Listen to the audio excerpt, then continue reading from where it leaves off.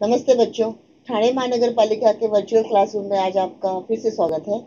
आज हम 9वीं कक्षा का जो पूरक पठन का पाठ है, पाठ का नाम है जंगल। और ये है एक संवादात्मक कहानी। एक दूसरे से हम जब बात करते हैं तो किस तरह से संवाद करते हैं, किस तरह से उससे विवाद होता है, तो ये हम आज इस पाठ में देखेंगे। और जंगल जंगल तो आप तो हर किसी को जानते हो जंगल के बारे में। आपने शायद बचपन में वो गाना भी सुना होगा, जंगल जंगल बात पड़ी है पता चला है, अरे चड्डी पहन के फूल खिला है, फूल खिला है। मतलब वो जो मोगली रहता है ना, वो जंगल में किस तरह से प्राणियों के साथ रहता है और किस तरह से वो उनके साथ उनकी बोली सीखता है, उनके साथ रहता है।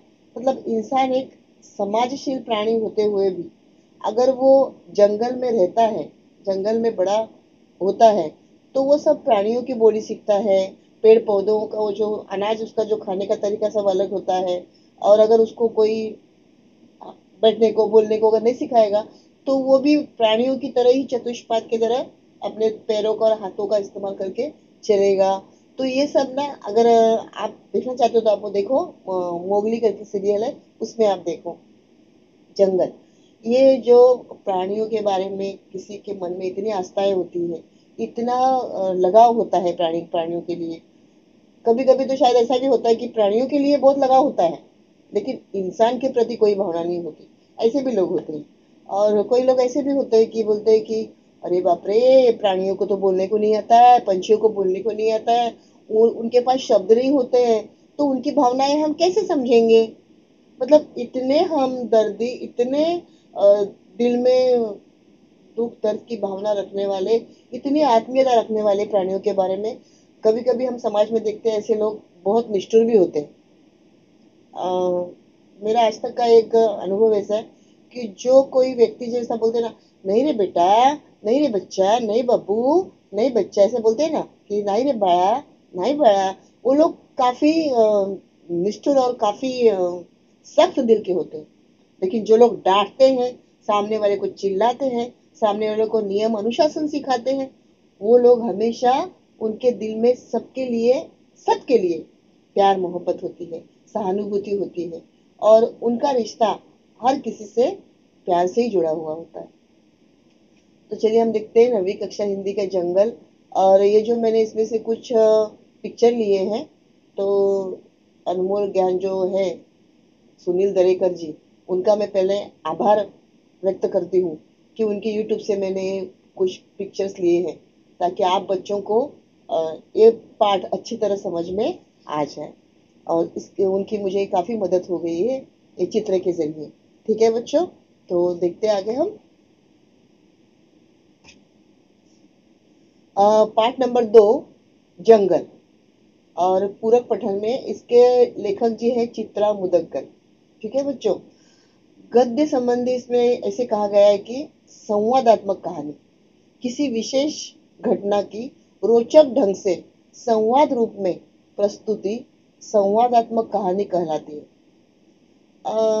प्रस्तुति यानी कि बतलाना, सादरीकरण करना, इस तरह से। प्रस्तुत कहानी में मुदग्गल जी ने खरगोश के माध्यम से बाल मानस की अनुभूति यानी कि अनुभव, उनको क्या क्या अनुभव हुए हैं, वे उन्होंने प्राणियों के साथ व्यवहार, उनके संरक्षण एवं प्राणी मात्र के प्रति दया भाव को दर्शाया है। अभी मैंने आपसे कहा कि ये जो दया भाव है, सहानुभूति है, ये सबके दिल में होती है नहीं, वो इंसान के अंदर उपजत होती है। मतलब बोलते हैं ना, कोई पैदाइशी कलाकार होता है, कोई पैदाइशी होशियार होता है, तो किसी किसी को तो कुछ सिखाना नहीं पड़ता है कि अरे ये आप ऐसा करो, आप पढ़ाई करो, आप वो करो, आपको ये आना चाहिए, ऐसा टोकना नहीं पड़ता है। उनके शरीर में वे सब गुण उपजत ही रहते हैं, मतलब पैदाइशी रहते हैं।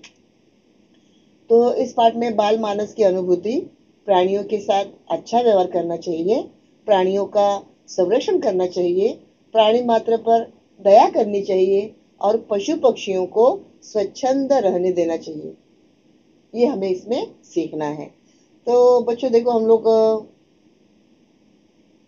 कई प्राणियों को, मतलब जैसे कुत्ता है, बिल्ली है, खरगोश है, मोर है, कबूतर है, और क्या, चिड़िया है, और ऐसे बहुत से प्राणी हैं कि हम लोग उनको कैद करके रखते हैं, हमारी खुशी के लिए भी रखते हैं और प्राणी मात्रों पर दया करने के लिए भी रखते हैं।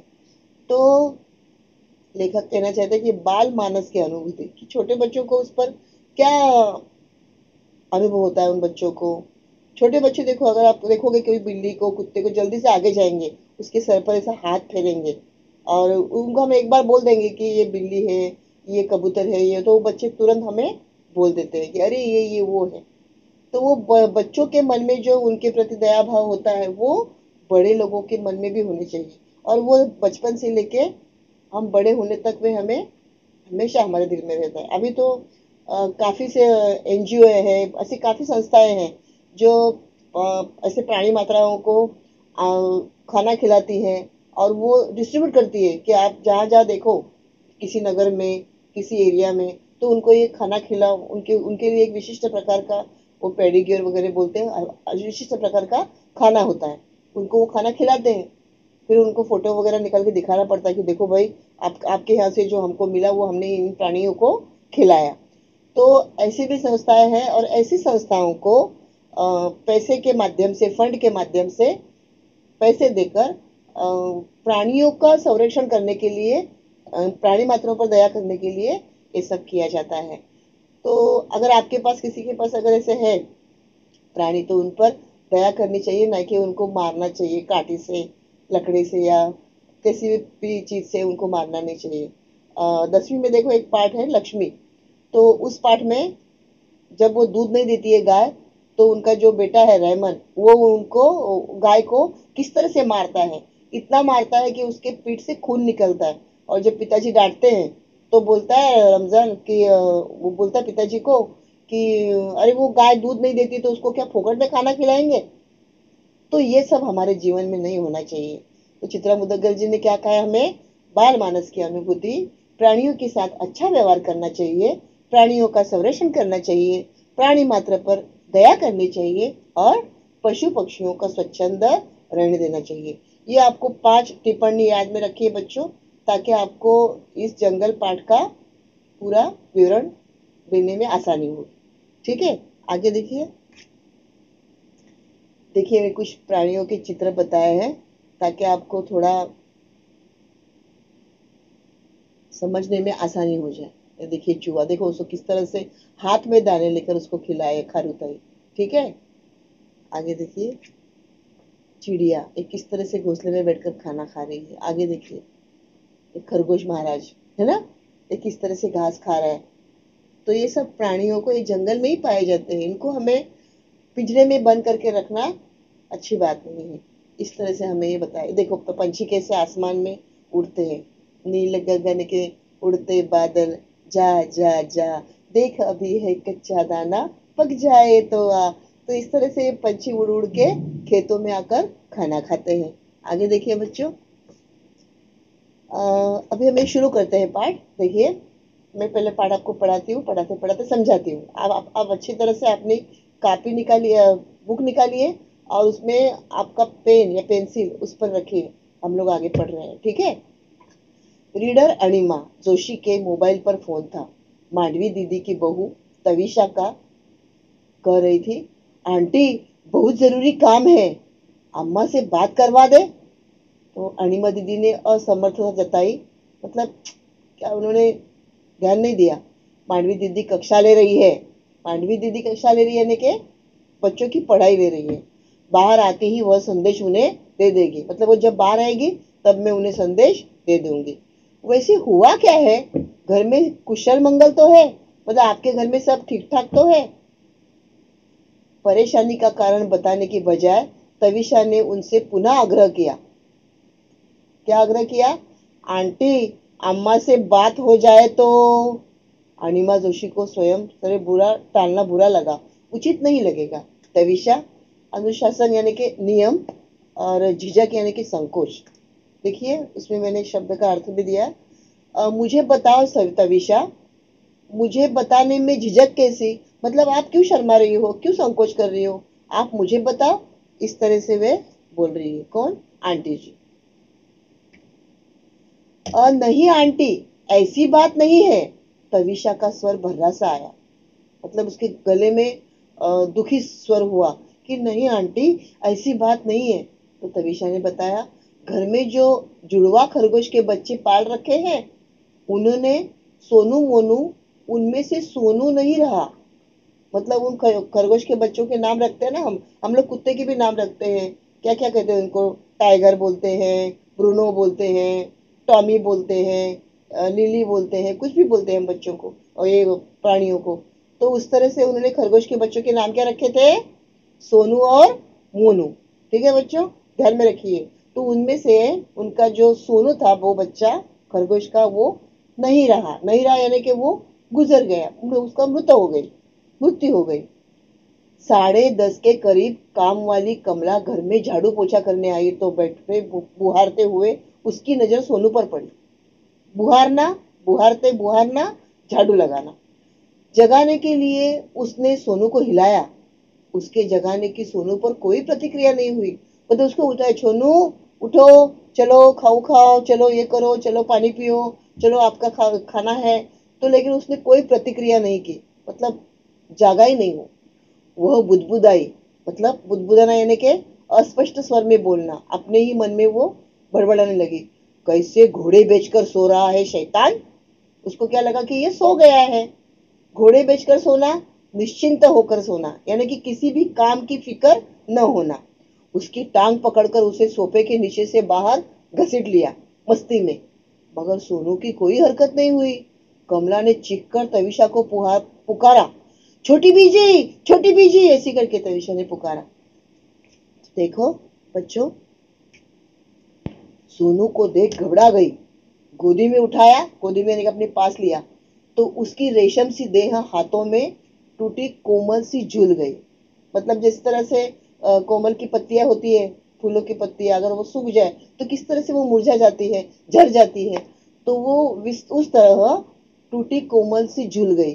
मतलब पत्तियों जैसे उसका शरीर निष्प्राण हो गया। उसकी समझ में नहीं आ रहा था कि वह क्या करे। आसपास जानवरों का कोई डॉक्टर है नहीं। अपनी समझ से उसने बच्चों के डॉक्टर को घर बुलाकर सोनू को दिखाया। डॉक्टर ने देखते ही कह दिया, प्राण नहीं है अब सोनू में। क्या बोले डॉक्टर ने? प्राण नहीं है अब सोनू में। आंटी, आप अम्मा को जल्दी से घर भेज दे, घंटे भर में प्ले स्कूल से पीयूष घर आ जाएगा, ऐसे उसने बोला। मांडवी दी घर पहुंची। सोफे के बीच के खाली पड़े फर्श पर सोनू निचेष्ट पड़ा हुआ था। निचेष्ट यानी कि स्थिर, यानी कि उसका कोई हालचाल नहीं हो रही थी। पीयूष उसी के निकट गुमसुम बैठा हुआ था, सोनू की परिक्रमा सा करता, कभी दाएं ठिठक उसे और से, कभी बाएं और से कर रहा था। ठिठकना, रुक कर बोलना। ठीक है, आगे देखिए। कभी बाएं से। पीयूष की स्तब्धता तोड़ने उन्हें जरूरी लगा। नन्ही सी जिंदगी में वह मौत मौत से पहली बार मिल रहा है, क्योंकि उसको क्या मालूम था कि इस तरह से भी मौत होती है, इस तरह से भी कोई मर सकता है। मौत उसकी समझ में नहीं आ रही है। ऐसा कभी हुआ नहीं कि उन्होंने घर की घंटी बजाई और तीनों लपक कर दरवाजा खोलने दौड़े हो। तो खोल तो पीयूष ही पाता था, मगर मुंह दरवाजे की ओर उठाए वे दोनों पीयूष के नन्हे हाथों में अपने अगले पंजे लगा देते थे कि मानो दरवाजा हमने खोल दिया, इस तरह से। पीयूष का सिर उन्होंने अपनी छाती से लगा लिया। पीयूष रोने लगा है। दादी, दादी, ये सोनू को क्या हो गया? दादी, दादी, ये सोनू को क्या हो गया? दादी, सोनू बीमार है, तो डॉक्टर को बुलाओ, दिखाओ ना दादी। अम्मी अच्छी बोलती है सोनू मर गया। इस तरह से वे रोने लगे, सिसकिसाने लगे। वह रूंधे स्वर को साधती हुई उसे समझाने लगती है। रूंधे स्वर मतलब दुख से गला भर आना, आंखों में आंसू आना। रोते नहीं पीयूष, सोनू को दुख होगा। सोनू तुम्हें हमेशा हंसते देखना चाहता था। देखो इसमें से हमें पंक्ति से हमें ये वाक्य से हमें ये संदेश दिया है चित्रा मुदग्गल जी ने कि अगर कोई इंसान के जीवन में दुख आता है तो उस दुख के साथ हमें दो हाथ करने चाहिए, हमें रोना नहीं चाहिए। उस दुख को दूर करना चाहिए, भूल देना चाहिए और नए वर्तमान जीवन से हमें जीवन जीना चाहिए। जो आगे की खुशियां हैं उसमें हमें ध्यान देना चाहिए। ठीक है बच्चों, आगे देखो। मोनू उनकी गोदी में मुंह सटाए उनके चेहरे को देख रहा है। मुंह सटाए नीचे रखकर, बिटर बिटर दृष्टि आंसुओं से भरी हुई है। जानवर भी रोते हैं। पहली बार उन्होंने किसी जानवर को रोते हुए देखा है। मतलब वो देख रहा था मोनू कि अरे मेरा ये दोस्त मर गया। मोनू को हथेली में हल्के हाथों से दबोच कर उन्होंने उसे सीने से सटा लिया। सीने से सटा लिया, अपने और कर लिया। हिचकियां भर रहा था मोनू। हिचकियां भरना, आहें भरना, सिसक सिसक कर रोना। काली बदली उनके चेहरे पर उतर आई है। रोने जैसा मुंह, काली बदली यानी के रोने जैसा मुंह हुआ था। अणिमा जोशी के मोबाइल से उन्होंने बेटे शैलेश को बता दिया, उचित समझा था। न जाने परेशान तविशा ने शैलेश को बुलाया था। देखिए आगे।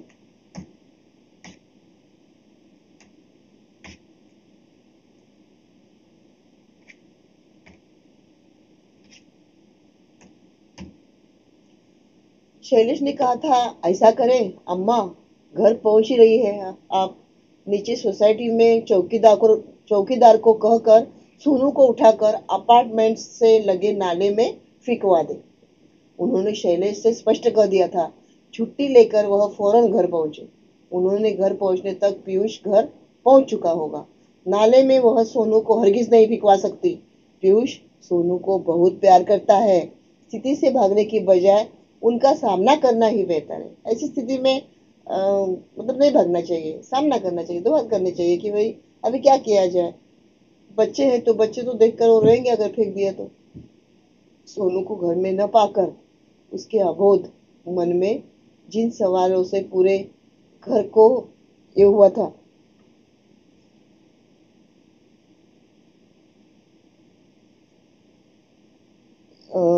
तभी उन्होंने देखा कि उसे संभालना कठिन हुआ।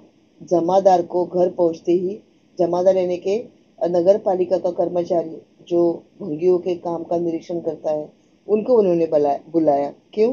क्योंकि वे उसको गटर में नहीं फेंकना चाहते थे, नाले में नहीं फेंकना चाहते थे। उन्हें शैलेश से स्पष्ट कर दिया था कि छुट्टी लेकर वह फौरन घर पहुंचे। उनके घर पहुंचने तक पीयूष घर पहुंच गया। नाले में वह सोनू को हरगिज नहीं फेंकवा सकती। पीयूष सोने का बहुत प्यार करता है। स्थिति से भागने की बजाय उसका सामना करना ही बेहतर है। सोनू को घर में न पाकर उसके अबोध मन में जिन सवालों को पूरे घर का टकराना होगा, उसे संभालना कठिन होगा। जमादार को घर पहुंचते ही वे खबर कर देगी। उनकी इच्छा है घर के बच्चे की तरह सोनू का अंतिम संस्कार किया जाए। पहुंचता हूँ, शैलेश ने कहा था। उन्होंने पीयूष को समझाया था कि तुम्हारे सोनू का जमीन में गाड़ने ले जा रहे हैं तुम्हारे पापा। नन्हे बच्चों की मौत होती है तो उन्हें जमीन में गाड़ दिया जाता है। दादी, उसके दिल में दुख क्यों था? उसे अपने माँ बाप से अलग जो कर दिया गया, किसने किया दादी? तब वो बोल रहा था बच्चा की दादी दादी, लो ऐसे मम्मी 4 दिन के लिए मुझे छोड़कर नानू के पास मुंबई गई थी तो मुझे भी बहुत दुख हुआ था। नानू के पास यानी के मम्मी के पास। दादी दादी, दुख से मर जाते हैं कभी कभी पीयूष। सोनू भी मर सकता है, मर सकता है। तो उसको एकदम से दिल में ऐसा ठेस लग गई कि अगर समझो इन बच्चों को अपने माँ बाप से दूर किया है तो क्या ये सोनू भी मरेगा क्या? इस तरह से उसको दुख हुआ। कैसे हट पकड़ लिया था पीयूष ने। तो घर में वह फिर भी खरगोश पालेगा, तोते का पिंजरा लगा लाएगा। तविशा और शैलेश के संग महरौली शैलेश के मित्र के बच्चे जन्मदिन पर गया था पीयूष। महरौली दिल्ली के एक जिले का नाम है, महरौली। ओके। उन्हें लोगों ने मझोले नीम के पेड़ की डाल पर तोते का पिंजरा लटका रखा था।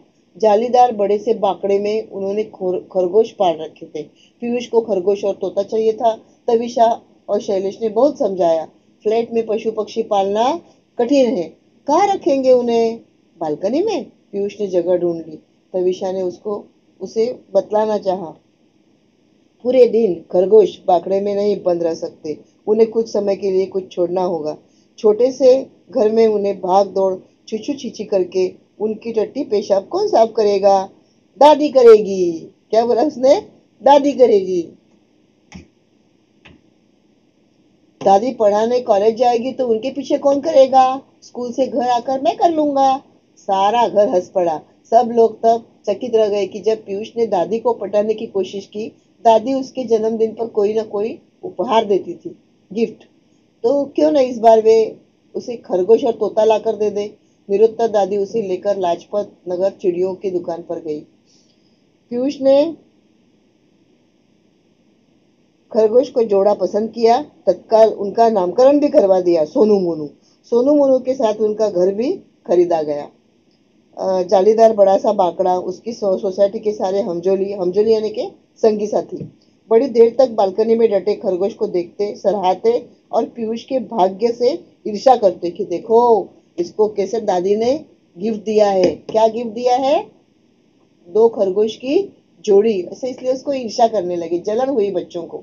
दूसरे रोज भी मोनू सामान्य नहीं हो पाया। पीयू पीयू को भी दादी ने प्ले स्कूल भेजना मुनासिब उचित न समझा। पीयू उसका घर का नाम था। पीयूष घर में रहेगा तो दोनों एक दूसरे को देख ढाढ़स महसूस करेंगे। उन्होंने स्वयं भी कॉलेज का जाना स्थगित कर दिया था। सुबह मोनू ने दूध के कटोरे को छुआ तक नहीं था। क्यों?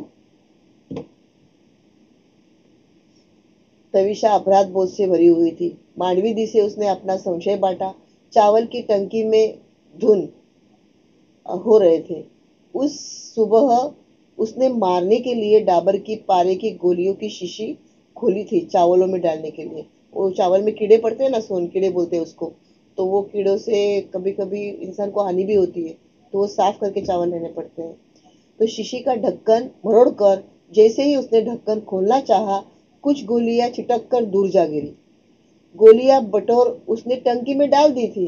फिर भी उसे शक है कि एक आध गोली कोने कोने में छूट गई होगी। दादू, मोनू मेरे साथ खेलता क्यों नहीं? क्या बोला वो? दादी, मोनू मेरे साथ खेलता क्यों नहीं? बेटा, सोनू जो उससे बिछड़ गया वह दुखी है।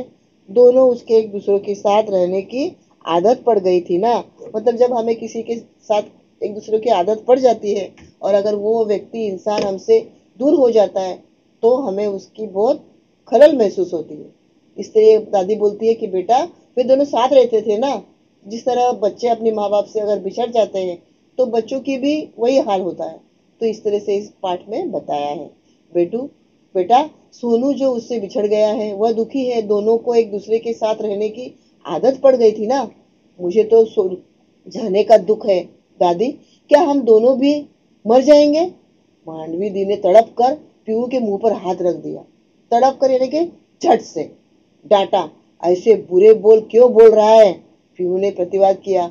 आप ही ने तो कहा था दादी, सोनू दुख से मर गया, कहा था ना।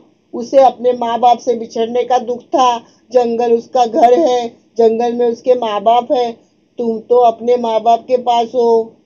दादी, हम मोनू को उसके माँ बाप के पास अलग रखेंगे तो मोनू भी मर जाएगा क्या? इस तरह से वो बोलने लगा। मांडवी दी निरुत्तर हो गई। दादी, हम मोनू को जंगल में लाकर छोड़ दे तो वह अपने मम्मी पापा के पास पहुंच जाएगा। फिर तो वह मरेगा नहीं ना? नहीं मरेगा, पर तू मोनू के बिना रह लेगा ना? तो मांडवी दी का दिल भर आया। बोला, हाँ रह लूंगा। ठीक है, शैलेश से कहूंगी वह रात को गाड़ी निकाले, जंगल चले और रात में ही खरगोश दिखाई पड़ते हैं, शायद वहां पर मोनू को छोड़ देंगे। ऐसा उन्होंने तय किया। तो शायद मोनू के माँ बाप हमें दिखाई पड़ जाए। दादी, मैंने आपसे कहा था ना, मुझे तोता भी चाहिए कहा था। अब मुझे तोता नहीं चाहिए दादी। मांडवी दी ने पीयूष के सीने से भींच लिया और धनाधन उसका मुंह चूमने लगी, क्योंकि उसको ऐसा लगा कि मुझे दुख लगा कि देखो मेरे इतना सा मेरा बच्चा, और उसको प्राणी मात्रा के लिए कितनी आर्द्रता, कितनी कड़म है, कितना प्यार है, कितनी दया भाव है कि वो प्राणियों को भी उनके माँ बाप से अलग करना नहीं चाहता।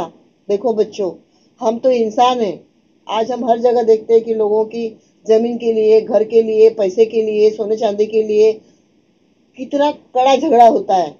ये नहीं देखते कि मेरे माँ बाप है, ये नहीं देखते कि मेरे ये बड़े बुजुर्ग हैं, लेकिन वो इतना सा बच्चा प्राणी मात्राओं के लिए उसके दिल में कितना प्यार है, कितनी हमदर्दी है।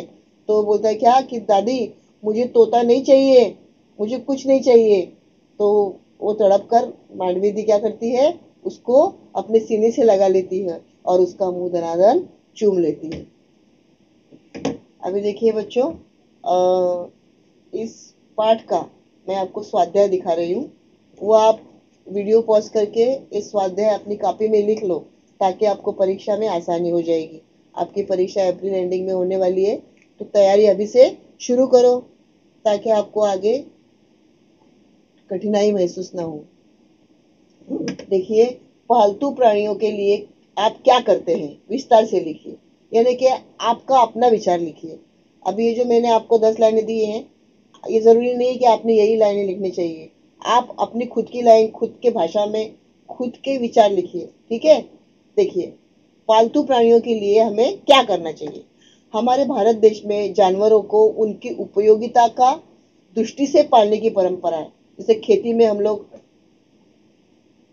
बैल वगैरह पालते हैं ना, दूध के लिए गाय भैंस पालते हैं, उसी तरह तो हमारे समाज में एक पारिवारिक सदस्य के रूप में अपना स्थान बनाए रखती है। मतलब जिस तरह से हमारे घर के सदस्य होते हैं, उसी तरह से हम लोग वो गाय भैंस कुत्ते को भी घर का सदस्य मानते हैं। इनमें से प्रमुख रूप से गाय भैंस, कुत्ते, तोता, खरगोश इत्यादि। जब हम इनको पालते हैं तो इनके खाने से लेकर सोने की जगह की व्यवस्था करते हैं। इनकी साफ सफाई, इनको नहलाना धुलाना, इनको डॉक्टर के पास लेके जाना, ये सब हम करते हैं। इनकी बैठने की और सोने की स्थान की सफाई इत्यादि का ध्यान रखना पड़ता है। ये हमारे जिंदगी का एक हिस्सा हो जाता है, हमारी जिंदगी में शामिल हो जाते हैं, जिससे हमारा भावनात्मक लगाव हो जाता है। ठीक है बच्चों, ये आप लिख लो आपकी कॉपी में। और आगे गए, जंगलों से प्राप्त होने वाले संसाधनों की जानकारी का वाचन कीजिए। जंगल से हमें क्या क्या प्राप्त होता है? हाँ, तो हमें विभिन्न प्रकार की जंगलों से लकड़ियां प्राप्त होती है, जो विभिन्न प्रकार के उद्योग और जरूरत सामानों के उपयोग किया जाते हैं, जैसे फर्नीचर, कागज। ये सब चीजें हमें कैसे मिलती है? जंगल के माध्यम से। आपको तो आपने तो भूगोल में पढ़ा है, बराबर ना। जंगल से हमें विभिन्न प्रकार की औषधियां प्राप्त होती है, ये आपने विज्ञान में पढ़ा है। ठीक है बच्चों, जंगल से हमें विभिन्न प्रकार की औषधि प्राप्त होती है ना, जो BAMS वाले हैं, जो आयुर्वेदिक की औषधियां बेचते हैं, वे सब जंगल से ही दवाइयां प्राप्त करते हैं, जड़ी बूटी से। जंगल के कुछ पेड़ पत्तियों उद्योग में काम आती है, जैसे तेंदुपत्ता, पान पत्ता, इस तरह से। आगे, जंगल की लकड़ियों को हम ईंधन के रूप में इस्तेमाल करते हैं, जलाने के लिए। आगे देखिए, अभी जंगल हमारे महाराष्ट्र में भीमाशंकर अभयारण्य और पुणे जिला में है। तो इसकी विशेषता क्या है? विभिन्न प्रकार के पशु पक्षी का यहाँ पर निवास स्थान है। मुख्यतः भारतीय विशाल गिलहरी पाई जाती है। गिलहरी यानी कि मैंने आपको फोटो में दिखाया था शुरुआत में। तो मुख्यतः भारतीय विशाल गिलहरी पाई जाती है, बड़ी, सबसे बड़ी गिलहरी। चीता, भालू, हिरण के लिए भी यह अभयारण्य प्रसिद्ध है। कौन सा अभयारण्य बच्चों? पुणे जिला में भीमाशंकर अभयारण्य। और सातारा जिला में कौन सा अभयारण्य है? अभयारण्य जंगल में होता है ना, कोयना अभयारण्य। इसकी विशेषता क्या है? जहाँ भारतीय तेंदुआ, भारतीय बिजन, स्टार, सांबर हिरण, बर्किंग हिरण एवं भारतीय विशाल गिलहरी पाई जाती है। ठीक है, देखिए बच्चों, शब्द ध्यान में रखिए। भारतीय विशाल गिलहरी पाई जाती है कहाँ पर? पुणे जिला के भीमाशंकर अभयारण्य में और सातारा जिला के कोयना अभयारण्य में। और इसकी विशेषता क्या है कि यहाँ पर ये सब प्राणी प्रसिद्ध है, पाए जाते हैं, हमें देखने को मिलते हैं। महाराष्ट्र के प्रमुख प्रमुख अभयारण्यों की जानकारी निम्न मुद्दों के आधार पर लिखिए। भोर अभयारण्य वर्धा जिला में है। इनकी भोर अभयारण्य में बाघ, पक्षियों सहित वनस्पतियों और जीवों की एक विस्तृत विविधता पाई जाती है। अमरावती जिला में मेलघाट अभयारण्य है। उसकी विशेषताएं, जहाँ विभिन्न प्रकार के वन्य जीव पाए जाते हैं, जहाँ एक विशेष प्रकार की फौना पक्षी पाया जाता है। आगे देखिए, उत्तर लिखिए। ऐसा आपको परीक्षा में 3 गुण के लिए आएगा।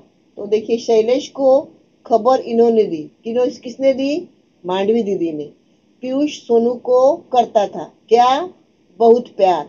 इसका मन अबोध था। किसका? पीयूष का। छोटा बच्चा था ना वो। सोनू को दुख था। किस बात का? अपने माँ बाप से बिछड़ने का। झाड़ू पोछा करते आई। कौन? कमला। घर बुलाकर सोनू को दिखाया। किसको दिखाया? बच्चों के डॉक्टर को। तो इस तरह से आपको ये परीक्षा में पूछा जाएगा। आप ये 6 प्रश्न के जो उत्तर है, जोड़ियां मिला उत्तर लिखो। ये आप अच्छे से बायहार्ट कर लो। ये आपको 3 गुण के लिए परीक्षा में पूछा जाएगा। आगे देखिए, मांडू दीदी घर की घंटी बजाती तो तीनों दरवाजे पर खोलने दौड़ती। तीनों यानी कौन? पीयूष, जो उनके घर का छोटा बच्चा था, नाती, और सोनू मोनू। सोनू कौन? खरगोश। मोनू दूसरा खरगोश। ठीक है, आगे देखिए बच्चों। अरे पीछे गए। पीयूष की दादी, पीयूष के पिताजी, पीयूष के परिवार के सदस्य और पीयूष की अम्मी, ये सब जो लोग हैं सदस्य, ये आपको ध्यान में रखने हैं। पीयूष की दादी, पीयूष के पिताजी, पीयूष के परिवार के सदस्य और पीयूष की अम्मी। ठीक है। पीयूष को इन दोनों के साथ रहने की आदत पड़ गई थी। किसके साथ? सोनू मोनू के साथ। याद रहेगा ना बच्चों? रिश्ते पहचानिए। दादी तविशा, सास बहू। पीयूष शैलेश, पुत्र और पिता। तविशा शैलेश, पत्नी और पति। शैलेश और दादी, पुत्र और माता। इसको तो आप पूरा बायहार्ट कर लो, याद कर लो। मतलब इस तरह से रट्टा मारो, क्योंकि इसके जरिए आप इस कहानी का सारांश लिख सकते हो कि दादी कौन थी, तविशा कौन थी, पीयूष कौन था, शैलेश कौन था, तविशा। ये तो ध्यान में रखो कि दादी और तविशा सास बहू थी। दादी का बेटा शैलेश और शैलेश का बेटा पीयूष। इस तरह से आप दिमाग में ये रख लो। और ये गया प्रवाह तालिका, कहानी के पात्र तथा उनके स्वभाव की विशेषता। हाँ, पात्र कौन है? तविशा और शैलेश। तो तविशा कैसी है? उसकी विशेषता क्या है? स्वभाव कैसा है उसका? वो आज्ञाकारी बहू है और प्यार करने वाली माँ है। ठीक है बच्चों, आगे देखिए। शैलेश, शैलेश कैसा है? अपने बच्चे के प्रति विशेष प्रेम है उसको और जानवरों के प्रति उदासीनता है।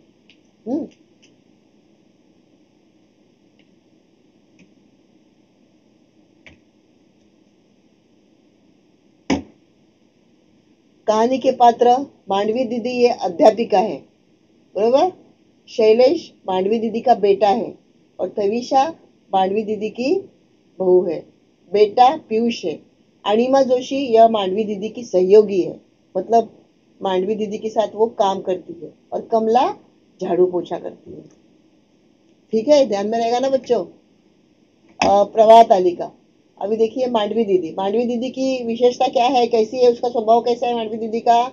बहुत ही भावुक प्रवृत्ति की महिला, जो बच्चों और जानवरों के प्रति बहुत प्यार करती है। और पीयूष अबोध पशु पक्षी प्रेमी, जो दादी को बातों पर विश्वास करने वाला एक मासूम प्यारा सा बच्चा है। तो इस तरह से जो विशेषताएं हैं इन पात्रों की, वो आप ध्यान में रखिए। उसके बाद आपको ये पाठ समझने में और प्रश्न उत्तर लिखने में बहुत आसानी हो जाएगी बच्चों। ठीक है, तो मैं आशा करती हूँ बच्चों कि आपको ये पाठ अच्छे से समझ में आया होगा। आपको ऐसा कोई भी दूसरा वीडियो देखने की जरूरत नहीं पड़ेगी।